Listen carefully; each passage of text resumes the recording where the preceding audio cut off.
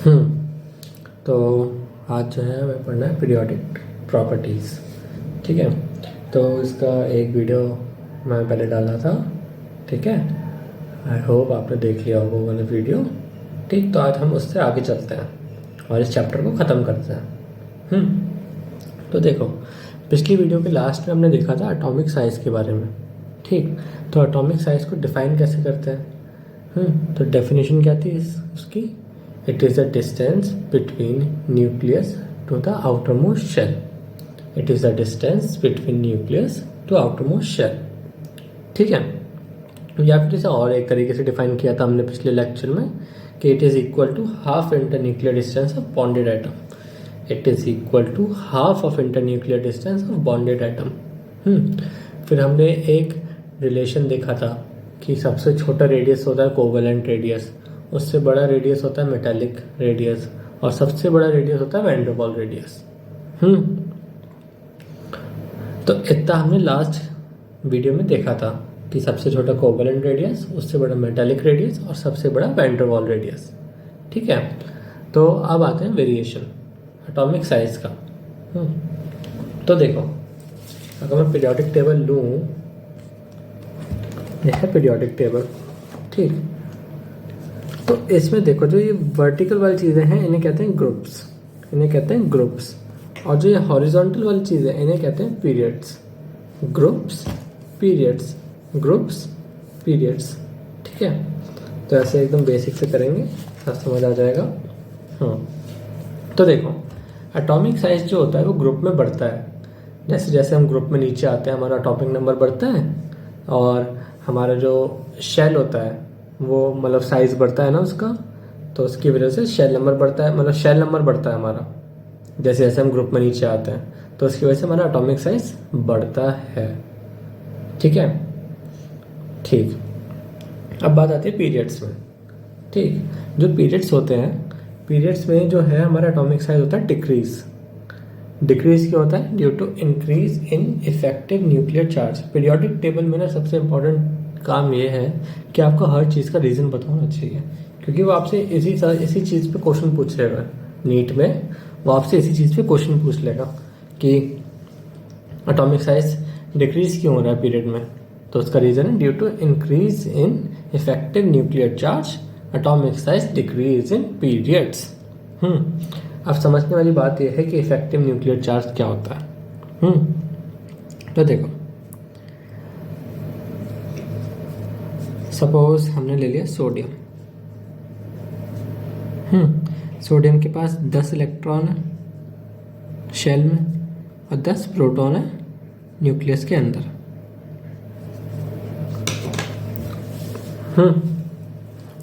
तो यहाँ पे हालांकि इलेक्ट्रॉन का ऐसा कुछ काम नहीं है। जितने ज़्यादा प्रोटॉन होते हैं किसी एलिमेंट के पास, उतना ज़्यादा उसका न्यूक्लियर चार्ज होता है।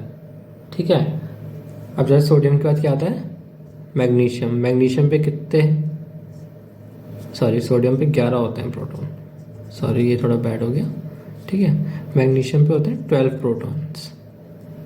सोडियम पे 11, मैग्नीशियम पे 12।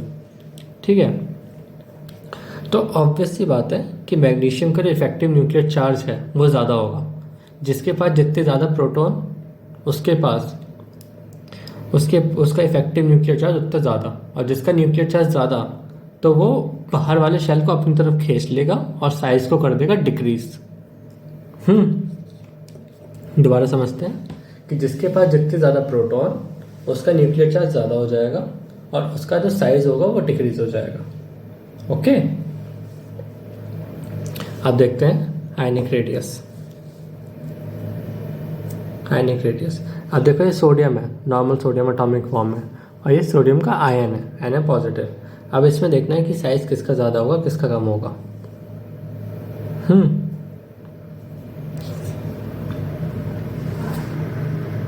अब देखो जो नॉर्मल सोडियम है, नॉर्मल सोडियम पे प्रोटॉन्स कितने हैं?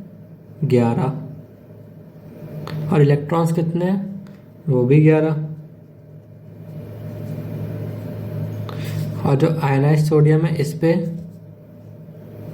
प्रोटॉन्स कितने हैं? 11। और इलेक्ट्रॉन्स कितने हैं, देखो एक इलेक्ट्रॉन ही लूज कर चुका है, यहाँ पॉजिटिव चार्ज है ना, इसका मतलब इसने एक इलेक्ट्रॉन लूज करा हुआ है। तो यहाँ पे इलेक्ट्रॉन कितने हैं, 10। अब देखो इलेक्ट्रॉन कम है तो ये अपने प्रोटॉन अपनी ताकत ज़्यादा लगा पाएगा ना, अगर ताकत ज़्यादा लगाएगा तो इसका साइज कर देगा डिक्रीज। फिर से देखो यहाँ पे इलेक्ट्रॉन कम है और प्रोटॉन ज़्यादा है, तो अगर प्रोटॉन ज़्यादा है तो प्रोटॉन अपना जो वो है पावर वो ज़्यादा लगा पाएगा। तो इसका इफेक्टिव न्यूक्लियर चार्ज ज़्यादा लगेगा, तो इसका साइज होगा डिक्रीज। सो यहाँ पर जो साइज होगा ज़्यादा, वो सोडियम का साइज ज़्यादा होगा Na पॉजिटिव से, और Na पॉजिटिव का कम क्यों होगा, due to increase nuclear charge, effective nuclear charge. समझे? सेम है फ्लोरीन का केस। फ्लोरीन में प्रोटॉन कितने हैं, 9, इलेक्ट्रॉन कितने हैं, 9। और यहाँ पर कितने हो गए प्रोटॉन, प्रोटॉन तो 9 रहेंगे, 9 प्रोटॉन्स, और इलेक्ट्रॉन कितने हो गए, 9 इलेक्ट्रॉन नॉर्मली होते हैं और एक नेगेटिव चार्ज, तो 10 इलेक्ट्रॉन। अब देखो यहाँ पे एटॉमिक फॉर्म में 9 प्रोटॉन 9 इलेक्ट्रॉन को होल्ड कर रहे थे, ठीक है, बैलेंस था। लेकिन अब यहाँ पर एक इलेक्ट्रॉन बढ़ गया है तो वो ज़्यादा होल्ड नहीं कर पाएगा ना, मतलब इलेक्ट्रॉन वाले की पावर बढ़ चुकी है और प्रोटॉन उतने के उतने रहेगा, तो इसका साइज जो होगा बढ़ जाएगा, क्योंकि यहाँ पे न्यूक्लियर चार्ज हो गया है कम, न्यूक्लियर चार्ज कम, तो जो हमारा साइज है वो बढ़ जाएगा। तो फ्लोरीन का, देखो भाई मैं इसकी एक ट्रिक बताता था कि जो जितना ज़्यादा पॉजिटिव रहता है ना उसका साइज उतना छोटा होता है, और जो जितना नेगेटिव रहता है उसका साइज उतना बड़ा होता है, ठीक है। अब जैसे कि देख लो, ये क्वेश्चन है आई पॉजिटिव आई नेगेटिव, ठीक। अब हमें इसे increasing order of atomic size में अरेंज करना है। मैंने कहा था ना जिसका जो ज़्यादा पॉजिटिव होता है वो उतना छोटा हो जाता है, तो सबसे पहले लगा दो आई पॉजिटिव, सबसे छोटा। उसके बाद आएगा नॉर्मल वाला, कि नॉर्मल वाले ने तो कुछ छेड़छाड़ करी नहीं, और फिर जो जितना नेगेटिव होता है वो उतना बड़ा हो जाता है, तो आई नेगेटिव, ठीक है। तो ऐसे समझ लो, जो जितना नेगेटिव उतना बड़ा, और जो जितना पॉजिटिव वो उतना छोटा। अब देखो, अब अगली चीज़ आती है आइसो इलेक्ट्रॉनिक स्पीशीज़। सबसे पहली चीज़ आइसो इलेक्ट्रॉनिक का मतलब पता होना चाहिए। आइसो इलेक्ट्रॉनिक का मतलब होता है सेम नंबर ऑफ इलेक्ट्रॉन्स, जिनके पास सेम नंबर ऑफ इलेक्ट्रॉन्स हो।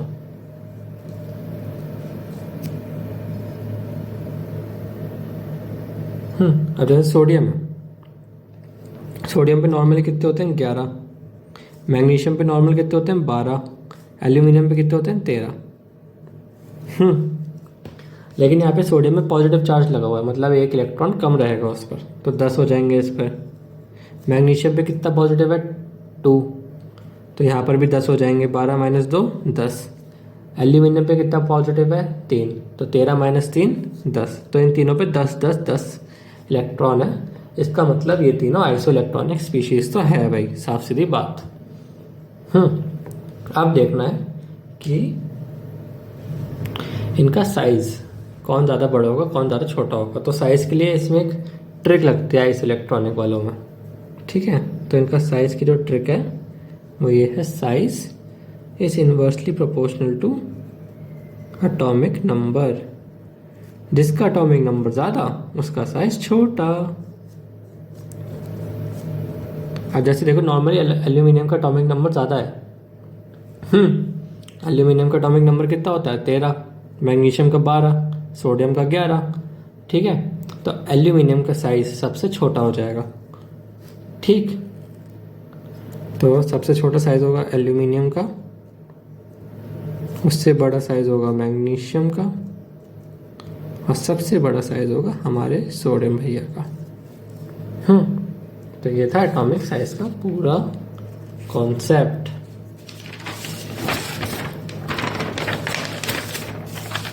अब चीज आती है हमारी, हम नया टॉपिक आता है हमारा shielding effect. Shielding effect. Shielding effect वैसे इतना ऐसा इम्पोर्टेंट नहीं है, लेकिन इसके ऊपर ना एक दो सवाल है जो बहुत कॉमन है, बहुत ज़्यादा कॉमन। ठीक है, मतलब उन सवालों को रटना बहुत ज़रूरी है क्योंकि वो पूछे हर बार जाते हैं। ठीक, तो पहले शील्डिंग इफेक्ट की डेफिनेशन आपको पता होनी चाहिए। It is a decrease in effective nuclear charge on valence electron due to presence of electron in intervening shell. इसका हिंदी में मतलब ऐसे समझे कैसे? समझने के लिए ऐसे समझा जाएगा कि जो सबसे बाहर वाला शेल है उस पर न्यूक्लियर चार्ज हो जाना कम, अंदर वाले शेल की वजह से। बाहर वाले शेल पर न्यूक्लियर चार्ज कम हो जाना अंदर वाले शेलों की वजह से। तो इसे ऐसे समझा जाता है। शील्डिंग इफेक्ट सबसे ज़्यादा एस ऑर्बिटल लगाता है, फिर पी ऑर्बिटल लगाता है, फिर डी ऑर्बिटल लगाता है और लास्ट में एफ ऑर्बिटल। ठीक, शील्डिंग इफेक्ट का एक बहुत ही अच्छा केस और बहुत ही कॉमन केस जो देखा जाता है वो देखा जाता है ग्रुप 13 के अंदर। ग्रुप 13 के जो 5 एलिमेंट्स हैं वो हैं बोरॉन, एल्यूमिनियम, गैलियम, इंडियम और टेलुरियम। ठीक है, तो अब हम बोरॉन की वो लिखेंगे इलेक्ट्रॉनिक कॉन्फ़िगरेशन। तो क्या लिखी है हमने? 2s2 2p1। ठीक, एल्यूमिनियम की 3s2 3p1, गैलियम की 3d10 4s2 4p1। ठीक, टेलुरियम की 4f14 6s2 और 6p1। तो देखो क्या होता है, ये नॉर्मल रहता है, ये नॉर्मल रहता है, चीज़ आती है गैलियम से। गैलियम में देखो जो 10 इलेक्ट्रॉन है वो डी में चले गए हैं। तो वो जो है ना, जो न्यूक्लियर चार्ज है वो उसे इतना घटा ही नहीं पा रहे।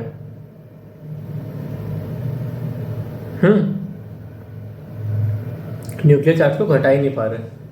ठीक, मतलब न्यूक्लियर चार्ज को वो बैलेंस नहीं कर पा रहे डी ऑर्बिटल वाले, क्योंकि हमने देखा ना डी का कम होता है, एस का तो ठीक है, एस का तो नॉर्मल रहता है, इसका सबसे ज़्यादा है, तो ये घटा पा रहे हैं। डी वाले घटा ही नहीं पा रहे न्यूक्लियर चार्ज को, और अगर न्यूक्लियर चार्ज घट ही नहीं पा रहा उन पे, तो फिर जो हमारा साइज है वो छोटा हो जाएगा। न्यूक्लियर चार्ज अगर घटा ही नहीं तो साइज तो छोटा हो जाएगा ना। ठीक है, तो इस केस को, गैलियम वाले केस को कहते हैं डी कॉन्ट्रैक्शन। सिमिलरली एफ वाले में देखो, एफ का तो और भी ज्यादा बेकार है। तो एफ वाले का साइज भी छोटा हो जाएगा, लेकिन वो बहुत ज़्यादा छोटा नहीं होता इस केस में, क्योंकि यहाँ पे इसका एटॉमिक नंबर बहुत ज़्यादा होता है। ठीक, तो इस वाले को कहते हैं लेंथेनॉइड कॉन्ट्रैक्शन। तो एक बहुत इंपॉर्टेंट एक्सेप्शन, मतलब बहुत ज़्यादा इंपॉर्टेंट एक्सेप्शन जो लगभग हर एक साल में पूछा गया है, हर 1-2 सालों के अंदर, वो ये है कि ग्रुप 13 में आपको साइज का ऑर्डर पता होना चाहिए। अभी तक हमने क्या पढ़ा था कि एटॉमिक साइज ग्रुप में बढ़ता है, तो हमें लगा था कि बोरॉन का सबसे कम होगा, फिर एल्यूमिनियम का आएगा, फिर गैलियम का आएगा, फिर इंडियम का आएगा, फिर टेलुरियम का आएगा। लेकिन यहाँ पे एक्सेप्शन बनता है, पहले आता है बोरॉन का, उससे ज़्यादा बड़ा होता है गैलियम का, होना एल्यूमिनियम का चाहिए था लेकिन गैलियम का होता है।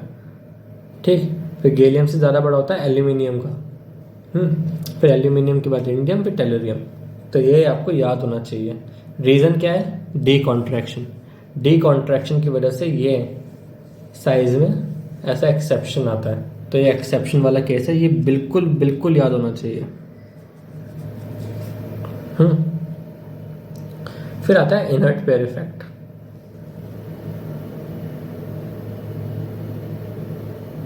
इनर्ट पेयर इफेक्ट कहता है it is a decrease in tendency of ns electron, मतलब एस ऑर्बिटल के इलेक्ट्रॉन की टेंडेंसी को डिक्रीज कर देना due to presence of electron in d and f orbitals. देखो इसमें भी ऐसे ही कुछ होता है जैसे शील्डिंग इफेक्ट में हुआ था। शील्डिंग इफेक्ट में भी डी और एफ की वजह से हमारा न्यूक्लियर चार्ज में दिक्कत हो गया था ना, कि न्यूक्लियर चार्ज वो घटा ही नहीं पा रहे थे। ठीक है, तो इसमें भी ऐसे ही कुछ होगा, और इसमें भी हम सेम ही एग्जांपल लेंगे। तो देखो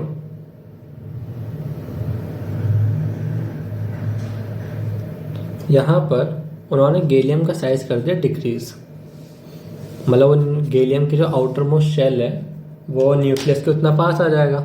अगर साइज डिक्रीज कर दिया तो गैलियम का जो आउटर मोस्ट शेल है वो न्यूक्लियस के पास आ जाएगा, और अगर वो न्यूक्लियस के पास आ गया तो वो अपना इलेक्ट्रॉन डोनेट ही नहीं कर पाएगा, आगे। तो उससे उसकी ऑक्सीडेशन स्टेट हो जाएगी कम, तो अब देखो इनर्ट पेयर इफेक्ट की वजह से tendency to show high oxidation state decrease हो जाती है। मतलब मैं बताता हूँ अभी मतलब, और tendency to show low oxidation state वो इंक्रीज हो जाती है। अब जैसे देखो बोरॉन और एल्यूमिनियम ये नॉर्मल है, तो बोरॉन की और एल्यूमिनियम की ऑक्सीडेशन स्टेट रहती है +3। गैलियम और इंडियम का साइज हुआ थोड़ा थोड़ा छोटा, तो यहाँ पे देखो +3 और +1 ये दो ऑक्सीडेशन स्टेट को शेयर कर रहे हैं, देख लो। फिर आता है टेलुरियम। टेलुरियम तक आते आते इनर्ट पेयर इफेक्ट इतना ज़्यादा हो जाता है कि वो सिर्फ +1 शो कर पाता है, वो +3 शो ही नहीं कर पाता। ठीक है, तो आप देख लो जैसे जैसे हम ग्रुप में नीचे आए, tendency to show low oxidation state, जैसे जैसे ग्रुप में नीचे आए हमारी कम ऑक्सीडेशन स्टेट शो करने की टेंडेंसी बढ़ गई, और देख लो टेलुरियम +1 पे रुक गया। समझे? चलो अब हम पढ़ते हैं अपनी पीरियोडिक प्रॉपर्टी। तो आते हैं स्टार्टिंग, हाँ, आयनाइजेशन एंथैल्पी से। आयनाइजेशन एंथैल्पी को पहले समझा जाए तो क्या होता है। It is the amount of energy required to remove an electron from neutral isolated gaseous atom. ये तो हो गई डेफिनेशन वाली बात। ठीक, अब इसे समझते हैं कि होता क्या है। ये वो एनर्जी होती है जो हम बाहर से प्रोवाइड कराते हैं, ताकि हम एक एलिमेंट या एक एटम के अंदर से एक इलेक्ट्रॉन निकाल पाए। फिर से बताता हूँ, ये वो एनर्जी होती है जो हम बाहर से प्रोवाइड कराते हैं ताकि हम एक एटम के अंदर से एक इलेक्ट्रॉन निकाल पाए। ठीक है, अब जैसे सोडियम है, पहले तो आपको डेफिनेशन की पूरी याद होनी चाहिए, क्योंकि पता है डेफिनेशन में कहाँ फंसाता है, न्यूट्रल आइसोलेटेड गैसियस एटम। ये चारों वर्ड जो है ना, न्यूट्रल आइसोलेटेड गैसियस एटम, ये डेफिनेशन के अंदर मेंशन करना चाहिए उसे। अब उन्होंने कह दिया न्यूट्रल गैसियस एटम, तो आपका वहीं क्वेश्चन गलत हो जाएगा, आइसोलेटेड होना ज़रूरी है। ठीक है, आप देखो सोडियम को जो हमने एनर्जी दी तो उसका एक इलेक्ट्रॉन निकल गया और वो बन गया Na पॉजिटिव। सोडियम है, सोडियम को हमने एनर्जी दी, उसका इलेक्ट्रॉन निकल गया, वो बन गया Na पॉजिटिव। अब जैसे देखो एल्यूमिनियम है, एल्यूमिनियम को हमने पहले एनर्जी दी, वो बन गया एल्यूमिनियम पॉजिटिव। फिर हमने फिर से एनर्जी दी तो उसने एक और इलेक्ट्रॉन निकाल दिया, अब वो बन गया Al2 पॉजिटिव। हमने उसे और एनर्जी दी तो वो एक और इलेक्ट्रॉन निकाल दिया, तो वो बन गया Al3 पॉजिटिव। अब मान लो जो पहला इलेक्ट्रॉन निकालने के लिए हमने उसे एनर्जी दी वो थी IE1, दूसरा इलेक्ट्रॉन निकालने के लिए जो हमने उसे एनर्जी दी वो थी IE2, और जो तीसरा निकालने के लिए हमने उसे एनर्जी दी वो थी IE3। ठीक है, तो अब मैं बताता हूँ, जितने आप इलेक्ट्रॉन निकालते जाओगे उतनी उतनी एनर्जी आपको ज़्यादा देनी पड़ेगी। तो देखो IE1 तो होगी सबसे कम, फिर IE2, फिर IE3। ठीक है, ताकत ये ज़्यादा मेहनत करनी पड़ेगी इलेक्ट्रॉन निकालने में।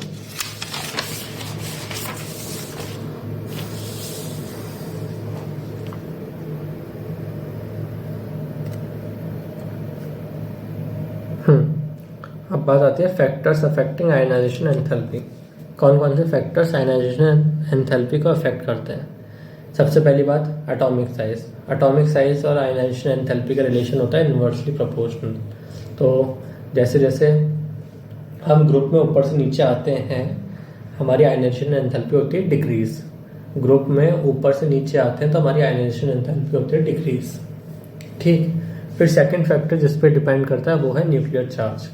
जैसे जैसे हम पीरियड में लेफ्ट टू राइट जाते हैं हमारा न्यूक्लियर चार्ज बढ़ता है, हमें पता है, ठीक। और जैसे जैसे हमारा न्यूक्लियर चार्ज बढ़ेगा हमारी आयनाइजेशन एंथैल्पी बढ़ जाएगी, क्योंकि हमें उतनी ज़्यादा एनर्जी देनी पड़ेगी इलेक्ट्रॉन निकालने के लिए। तो आप देख सकते हो कि लिथियम और बेरिलियम, लिथियम कहाँ पर है, बेरिलियम कहाँ पे, पहले तो आप ये देखो,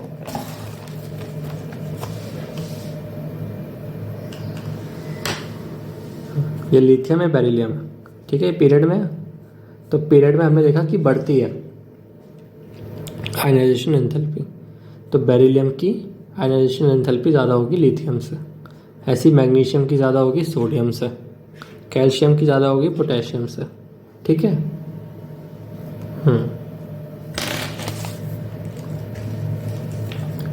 फिर आता है पेनिट्रेटिंग इफेक्ट, जो एक्चुअली में थोड़ी सी ट्रिकी चीज़ है, तो आपको ये थोड़ा ध्यान से समझना पड़ेगा।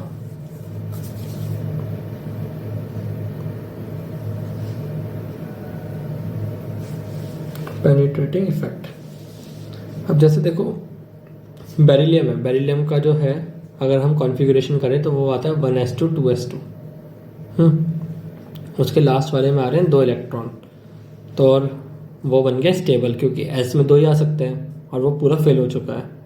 वहीं अगर हम बोरॉन को देखें तो बोरॉन में देखो 1s2 2s2 2p1, ठीक, वो 1 पे ही है, ये पूरा फेल ही नहीं हुआ p वाला। तो आप देखो कि कोई भी चीज़ अपनी स्टेबिलिटी को क्यों खोना चाहेगा। तो उसकी वजह से बेरिलियम का जो आयनाइजेशन एंथैल्पी होती है वो ज़्यादा होती है बोरॉन से, ठीक है। बेरिलियम की आयनाइजेशन एंथैल्पी होती है बोरॉन से। कायदे में बोरॉन की होनी चाहिए थी, लेकिन यहाँ बेरिलियम की होती है। तो ये तो आप बिल्कुल याद ही रखो, ये एक्सेप्शन वाली चीज़ें हैं ये। सिमिलरली मैग्नीशियम और एल्यूमिनियम का देख लो, मैग्नीशियम में 3s2 है तो स्टेबल बन गया, और यहाँ पे देखो p वाला भर ही नहीं पाया ज़्यादा, p में कितना है 1। तो यहाँ पर भी मैग्नीशियम की ज़्यादा होगी एल्यूमिनियम से, ये भी एक्सेप्शन है। फिर आते हैं presence of half filled and fully field. अब जैसे देखो नाइट्रोजन है, नाइट्रोजन का हाफ फील्ड है 2p3, तो देखो हर एक ऑर्बिटल के अंदर एक एक इलेक्ट्रॉन चला गया। और आपको पता है कि हाफ फील्ड वाले बहुत ज़्यादा स्टेबल होते हैं, हाफ फील्ड वाले बहुत ज़्यादा स्टेबल होते हैं। और वहीं 2p4 जो होता है, 2p4 में देखो 3 और 1 चौथा, लेकिन हमें पता है कि हाफ फील्ड वाला 4 और 5 वाले से ज़्यादा स्टेबल होगा, हाफ फील्ड वाला ज़्यादा स्टेबल होगा, ठीक। तो यहाँ पर नाइट्रोजन की जो आयनाइजेशन एंथैल्पी होती है वो ऑक्सीजन से भी ज़्यादा होती है। और पूरे पीरियड में सबसे ज़्यादा जो हमारी आयनाइजेशन एंथैल्पी होती है वो होती है नोबल गैसेस की। क्यों होती है नोबल गैसेस की सबसे ज़्यादा? क्योंकि देखो हर एक चीज़ को अपना ऑक्टेट पूरा करना है, ठीक, और नोबल गैसेस का ऑक्टेट वैसे ही पूरा है, तो वो बहुत स्टेबल है, तो वो अपना इलेक्ट्रॉन क्यों लूज करेगा? तो इसकी वजह से सबसे ज़्यादा स्टेबिलिटी नोबल गैसेस की होती है। और हर पीरियड में सबसे बड़ा साइज भी उसकी नोबल गैस का ही होता है, ठीक है। तो ये बातें नोबल गैसेस की कुछ स्पेशल बातें थी आपको लिखनी है। क्या क्या स्पेशल बातें थी? कि नोबल गैसेस का साइज अपने पीरियड में सबसे बड़ा होता है और उनकी आयनाइजेशन एंथैल्पी भी सबसे ज़्यादा होती है पूरे पीरियड के अंदर।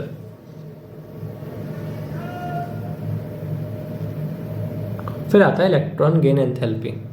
इसे बहुत लोग नेगेटिव इलेक्ट्रॉन गेन एंथैल्पी कहते हैं और इलेक्ट्रॉन एफिनिटी भी कहा जाता है, तो प्लीज़ इससे कंफ्यूज नहीं होना। इसकी डेफिनेशन पहले आप पढ़ लो, रटी रटाई डेफिनेशन वाली। Amount of energy release during addition of electron to neutral isolated gaseous atom.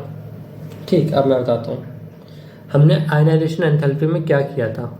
हमने एनर्जी दी थी और एक इलेक्ट्रॉन को निकाला था। हमने एनर्जी दी थी और एक इलेक्ट्रॉन को निकाला था एटम में से।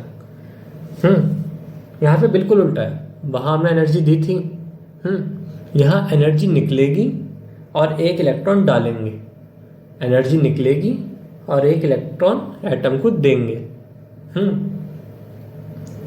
समझो, कोई भी दो चीज़ें जब मिलती हैं आपस में, मान लो ए और बी आपस में मिल रहे हैं, तो उनकी एनर्जी जो होगी ना वो रिलीज होगी, एनर्जी हमेशा कम होगी। ठीक है, अब जैसे देखो, मुझे आपसे मिलना है, तो जब मैं आपसे मिलने आऊँगा तो मेरी एनर्जी कम होगी ना, क्योंकि मैं थक जाऊँगा पूरा ट्रैवल करके। मैं ट्रेन में आऊँगा, लटक के आऊँगा, बैठ कर आऊँगा, फिर मेट्रो में आऊँगा। ठीक है, तो मेरी एनर्जी रिड्यूस हो जाएगी। आप भी घर से आओगे, घर से किसी कन्वीनियंस से आओगे, ठीक, तो आपकी भी एनर्जी रिड्यूस हो जाएगी, थकान तो हो ही जाएगी। तो ऐसी एटम के केस में कि अगर दो एटम को आपस में मिलना है या दो चीज़ों को आपस में मिल के बॉन्ड बनाना है तो उनकी एनर्जी रिलीज होगी, मतलब कम होगी। समझे? तो अब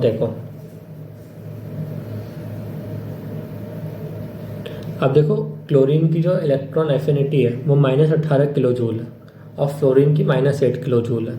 कायदे में फ्लोरीन की वैल्यू बड़ी है, लेकिन यहाँ पे ना हमें ये देखना होता है कि किसकी ज़्यादा नेगेटिव है। जिसकी ज़्यादा नेगेटिव होगी उसकी इलेक्ट्रॉन एफिनिटी उतनी ज़्यादा अच्छी होगी।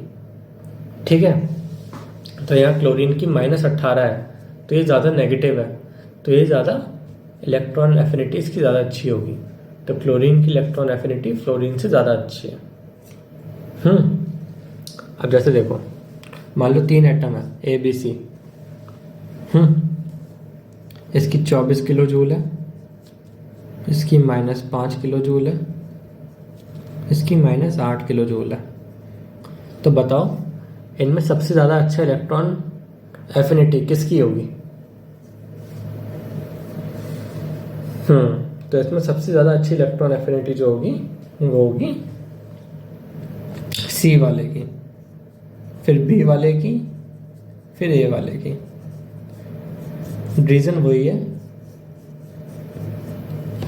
जो ज़्यादा नेगेटिव होगा वो उतना अच्छा उसकी इलेक्ट्रॉन एफिनिटी होगी। ठीक है,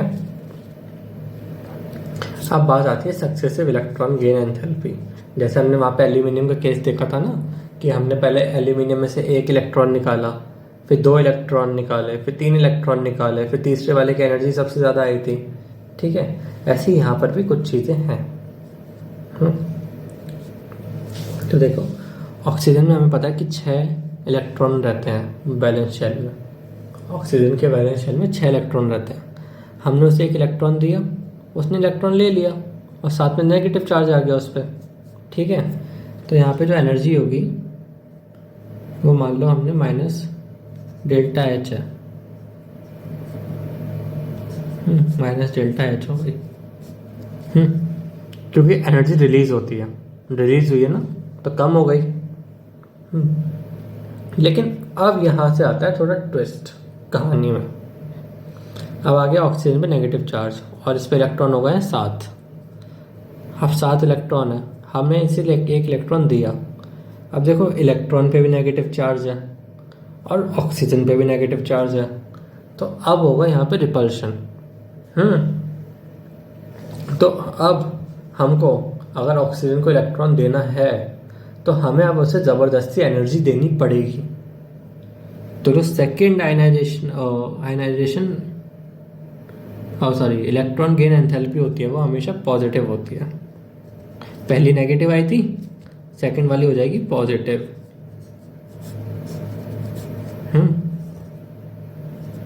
तो यहाँ पे हो जाएगा 2- और इस पे हो जाएंगे अब 8 इलेक्ट्रॉन। 7 थे, एक और दे दिया, 8 हो गए।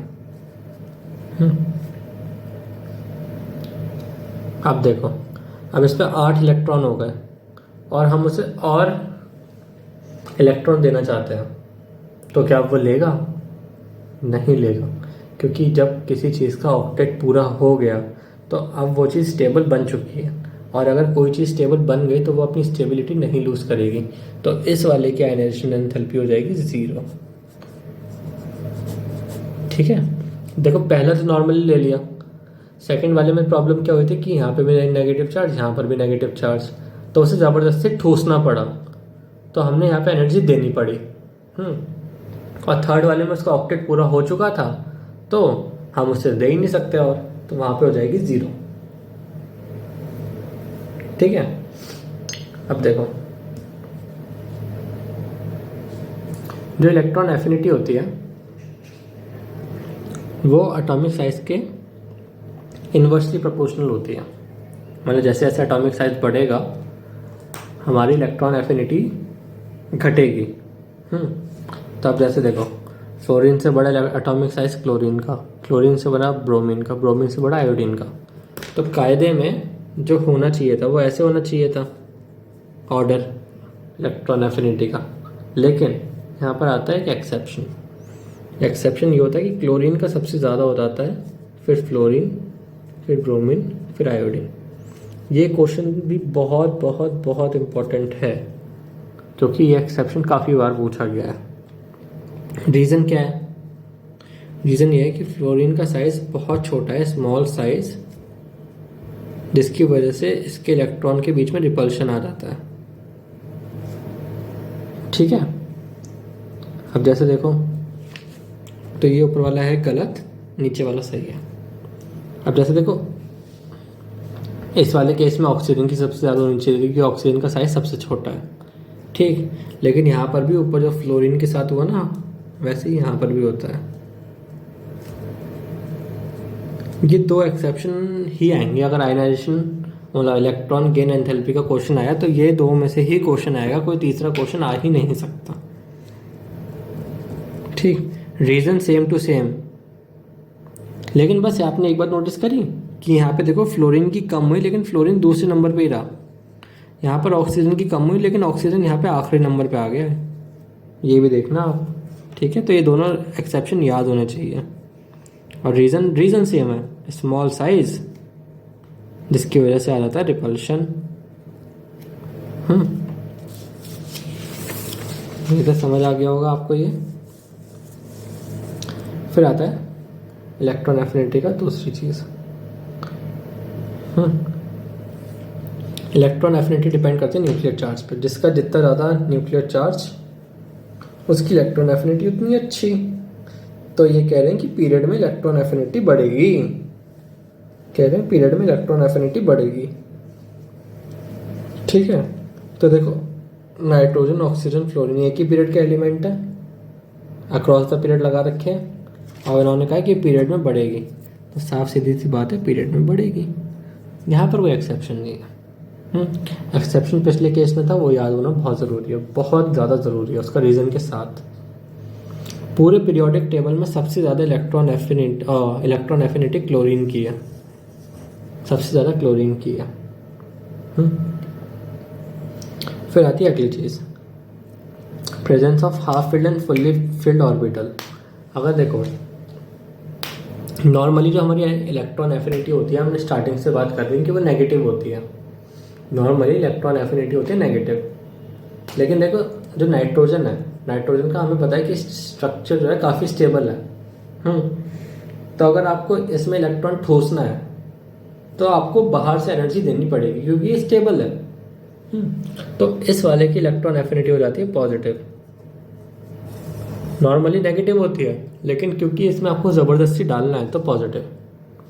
सिमिलरली जो नोबल गैस हो गई, हीलियम, आर्गन, नियॉन, इसमें भी आपको ज़बरदस्ती डालना पड़ेगा क्योंकि ये स्टेबल है, इनके 8 इलेक्ट्रॉन पूरे हैं इनके पास, तो यहाँ पर भी इनकी भी हो जाएगी पॉजिटिव। तो देखो पॉजिटिव किस किस की हो गई, याद रखना। नाइट्रोजन की पॉजिटिव हो गई क्योंकि वो हाफ फिल्ड है, सारी नोबल गैसेस की पॉजिटिव हो गई क्योंकि वो फुल्ली फिल्ड है, और हमारा ऑक्सीजन के ऊपर अगर नेगेटिव चार्ज था और हम उसके अंदर इलेक्ट्रॉन डाल रहे थे तो वहाँ पर रिपल्शन हो गया था। इस वाले केस में ऑक्सीजन पे नेगेटिव चार्ज था, हम यहाँ इलेक्ट्रॉन डाल रहे थे तो यहाँ रिपल्शन हो गया था, तो यहाँ पर भी पॉजिटिव हो गई थी। तो 3 जगह पॉजिटिव हुई थी। तो अब नीट का ही एक सवाल देख लेते हैं, which have negative electron affinity. देखो सोडियम की तो पॉजिटिव है, नियॉन की भी पॉजिटिव है क्योंकि नोबल गैस है, और ऑक्सीजन पे भी अगर नेगेटिव चार्ज है तो पॉजिटिव आती है। तो इसका आंसर हो जाएगा ये वाला। अब चलते हैं हमारी अगली प्रॉपर्टी पे, इलेक्ट्रोनेगेटिविटी। इलेक्ट्रोनेगेटिविटी देखो, सबसे पहली बात है नॉट मेजरेबल्स, ये मेजर ही नहीं कर सकते। अब इसमें देखो क्या है, ये टेंडेंसी है बॉन्डेड एटम की, मतलब सॉरी एलिमेंट की, to withdraw shared pair of electron towards itself. मान लो H और Cl आपस में बॉन्ड शेयर कर रहे हैं, कायदे में तो बॉन्ड बीच में रहना चाहिए, लेकिन वो जो बॉन्ड है ना Cl अपनी तरफ झुका लेता है, अपनी तरफ खींच लेता है थोड़ा ज़्यादा। तो वो होती है हमारी इलेक्ट्रोनेगेटिविटी। अब देखो इलेक्ट्रोनेगेटिविटी भी जो है वो हमारा इन्वर्सली प्रोपोर्शनल होता है साइज के। इसलिए बहुत सिंपल है, ये सीधा, इसमें कोई एक्सेप्शन नहीं है, ये इन्वर्सली प्रोपोर्शनल है साइज के, यानी जिसका साइज जितना छोटा होगा वो उतना ज़्यादा इलेक्ट्रोनेगेटिव होगा। अब जैसे फ्लोरीन, क्लोरीन, ब्रोमीन, आयोडीन, सबसे छोटा साइज किसका है? फ्लोरीन का। सिंपल, लगा दो ऐसे करके। यहाँ पे देखो अब है ऑक्सीजन, सल्फर, सेलेनियम, टेल्यूरियम, सबसे छोटा साइज ऑक्सीजन का, लगा दो ऐसे ऐसे करके। यहाँ पे कोई एक्सेप्शन नहीं है, इजी, ठीक है। इलेक्ट्रोनेगेटिविटी आसान है, ज़्यादा हार्ड नहीं है। अब देखो कहने को तो देखो कह दिया कि इलेक्ट्रोनेगेटिविटी आप मेजर नहीं कर सकते, लेकिन जिस कोशिश में शिद्दत ही ना हो तो वो कैसी शिद्दत है ना। तो फिर देखो दो साइंटिस्ट थे, एक पॉलिंग एक मुलिकन, उन्होंने कोशिश करी कि मेजर कर पाए। तो देखो पॉलिंग ने क्या कहा, पॉलिंग ने कहा कि अगर हमें किसी एक का भी पता है इलेक्ट्रोनेगेटिविटी तो हम पूरे पीरियड का निकाल सकते हैं। ये सेकंड पीरियड के एलिमेंट्स हैं सारे, और हमें फ्लोरीन का मान लो पता है 4, तो हम बाकी सबके निकाल सकते हैं। कैसे? सब में से 0.5 माइनस कर दो, 4 का 0.5 माइनस करो 3.5, नाइट्रोजन का 3, इसका 2.5, इसका 2, इसका 1.5, इसका 1, ठीक है। उन्होंने कहा सब में से आधा आधा माइनस करते रहो तो आप पूरे उसका निकाल सकते हो। लेकिन वहीं मुलिकन भाई ने एक फॉर्मूला दे दिया अपना कि ionization enthalpy plus electron affinity को अगर हम 2 से डिवाइड कर देंगे तो हमें इलेक्ट्रोनेगेटिविटी मिल जाएगी। ठीक, अब देखो ये फॉर्मूले पे कोई भी सवाल नहीं आने वाला, लेकिन इसकी एक स्टेटमेंट है जो बहुत पूछेंगे। मुलिकन वैल्यू वर 2.8 times larger than polling scale. ये पॉलिंग स्केल की मान लो वैल्यू कुछ भी आई तो उससे 2.8 गुना ज़्यादा होते हैं ये, 2.8 गुना मतलब 2.5 गुना से ज़्यादा होते हैं ये, ठीक है। तो ये स्टेटमेंट याद होनी चाहिए, मतलब इस स्टेटमेंट को पता होना चाहिए। अब बारी आती है metallic and non metallic character.